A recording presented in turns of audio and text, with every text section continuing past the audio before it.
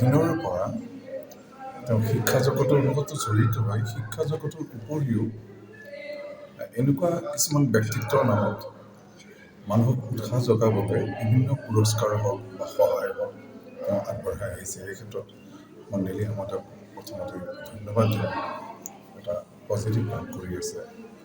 আৰু য়ামিন হাজৰিকাৰ নামত এইবাৰ এৱাৰ্ডটো আমাৰ পৰিবাৰে পাইছে। সেইটো সৌভাগ্য ভাল লাগে। আমাৰ ঘৰলৈ আহি আছে। কথাটো হৈছে কি, য়ামিন হাজৰিকা এগৰাকী অফিচাৰে নহয় আচলতে। মহিলা হিচাপে, মানুহ হিচাপে এটা সাহস, যে ছ'চাইটিৰ কাৰণে নিস্বাৰ্থভাৱে কাম কৰিছে। নিস্বাৰ্থটো বৰ ডাঙৰ শব্দ। সাধাৰণতে পুলিচ অফিচাৰ বুলি ক'লেই মানুহৰ মনত পৰে কি পুলিচ আছে, পইচা পাতি বহুত আছে, কামাইছে, 2 নম্বৰী পইচা আছে বুলি ভাবে। ছ'চাইটিৰ লগত লিংক নাই বুলি ভাবে। তেওঁ মহিলাৰ কাৰণে কাম কৰিছে, যিবিলাকৰ খেলি মেলি, যাৰ অৰ্থনৈতিকভাৱে দুৰ্বল, সেই শ্ৰেণীৰ বাবেও কাম কৰিছে।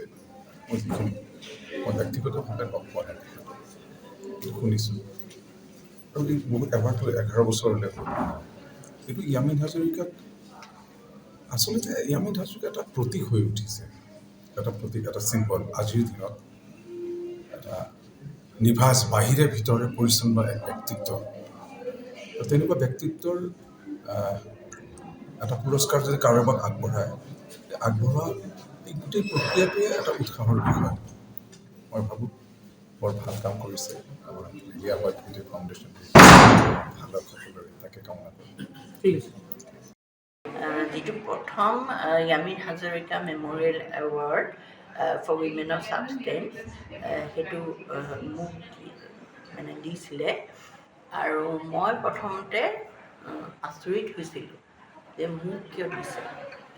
বহুত বছৰ ধৰি 1990ৰ পৰা মই নীৰৱে উইদাউট পাব্লিচিটি বহুত লিখিছিলোঁ আৰ্টিকেল। বাহিৰৰ মানুহ আহে, বিজয় তেণ্ডুলকাৰ, আৰু তেতিয়া আমাৰ ইণ্টাৰনেটৰ যুগ নাছিলে।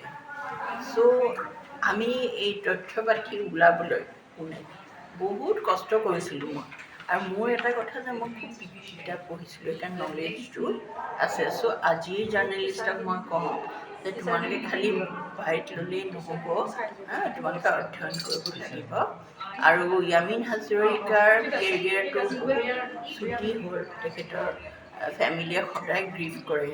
আৰু এইটো কথা যেতিয়া ফাংচনটো জীয়াই ৰাখে, মই ভাবোঁ আমি মিডিয়াই এইটো ফ'কাছ কিয় দিব লাগে যে এগৰাকী খুব সাহসী পুলিচ অফিচাৰ, আমাৰ অসমৰ পুলিচ অফিচাৰে দিল্লীত গৈ বহুত কষ্ট সাহসেৰে তেওঁ নাম কৰিছিল। তো আমি তেখেতৰ আদৰ্শখিনি জীয়াই ৰাখিব লাগে।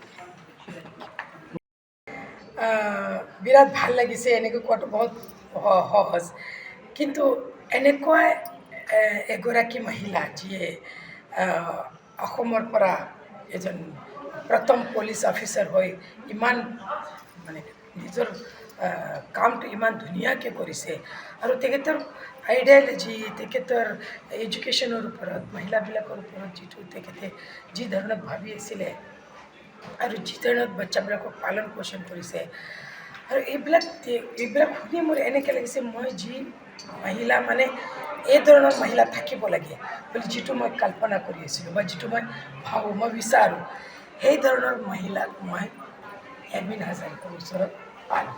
বা তেখেতৰ যিটো মই পঢ়ি আমাৰ দুৰ্ভাগ্য যে আমি লগ পোৱা নাই তেখেতক, কিন্তু এনেকুৱা এটা মহিলা যিয়ে অনবৰতে যেতিয়া জীয়াই আছিলে তেতিয়া প্ৰেৰণা দিলে, তাৰপিছত এতিয়াও আমাকো প্ৰেৰণা দি আছে, ভৱিষ্যতে তেখেতে প্ৰেৰণা দিব। এনেকুৱা এটা মহিলাৰ মনত পেলোৱাটো, আমি সদায় মানুহে পাহৰি যাওঁ মানুহবিলাকক, যি ভাল কাম কৰিছে, বেয়া কাম কৰিছে, কিন্তু এনেকুৱা কিছুমান কামবিলাকে তেখেতে আকৌ জীয়াই ৰাখে, পুনৰ জন্ম দিয়ে। তেখেতে সদায় আমাৰ ভিতৰত আছে। মই বহুত আজি গৰ্ব আৰু বহুত ফূৰ্তি হৈছে যে তেখেতৰ সন্মানটো, তেখেতৰ নামত যি সন্মান দি আছে এইটো মই পাইছোঁ। সকলোকে ধন্যবাদ। যিকোনো খবৰৰ বাবে যোগাযোগ কৰক 7099017330 লগতে 7099017110 নম্বৰত।